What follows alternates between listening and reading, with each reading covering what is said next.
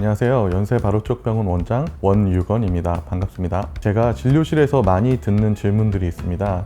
허리에 좋은 운동은 무엇인가요? 허리 관리는 이제 어떻게 하면 좋죠? 재활치료는 어떻게 하면 좋은가요?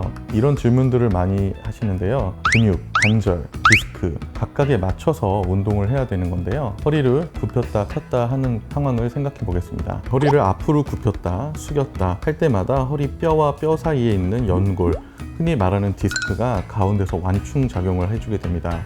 그렇다면 근육을 많이 하면 많이 할수록 허리 이 뒷부분에 있는 근육이나 디스크에는 굉장히 로딩이 가해질 수밖에 없는 상황인데요. 만약에 디스크나 관절에 병이 있고 허리 근육에는 병이 없는 경우에 허리 근육만 단련시키면 허리 관절이나 디스크에는 무리가 갈 수밖에 없는 상황입니다. 많은 분들이 허리 아픈데 운동해도 되나요? 이런 질문들을 하는데요. 운동을 하면서 통증이 수반되고 있으면 운동을 중단하는 것이 원칙입니다. 예를 들어 볼까요? 손가락을 이렇게 꺾어대면은 안 아픈 손가락도 아파집니다. 허리는 어느 정도의 각도 이내로 움직일 수 있게 세팅이 되어 있기 때문에 요가나 필라테스처럼 과도한 각도로 관절을 꺾는 동작을 하게 되면 굽혔다 폈다 하는 근육에는 요가나 필라테스가 도움이 될 수 있지만 관절이나 디스크에는 큰 로딩을 가해지기 때문에 관절이나 허리 디스크가 망가질 수 있습니다. 디스크나 관절에 이미 병이 있는 상태에서 굽혔다 폈다 하는 동작을 계속 한다던가 허리에 무게를 지탱하게 해서 디스크나 관절에 로딩이 올라간다면 운동을 통해서 병이 회복되는 것이 아니라 오히려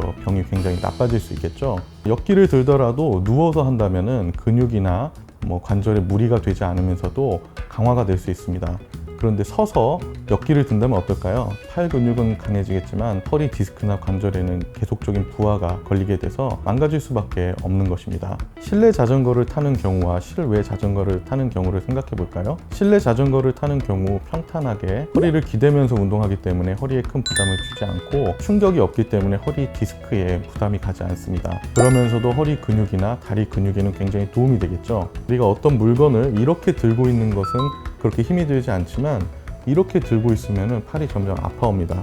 마찬가지로 우리가 고개를 바로 들고 있는 것은 경추, 목에 큰 부담을 되지 않지만 고개를 숙이고 머리를 들고 있는다면 굉장히 레버암이 길어지면서 목에 부담을 줄 수밖에 없습니다.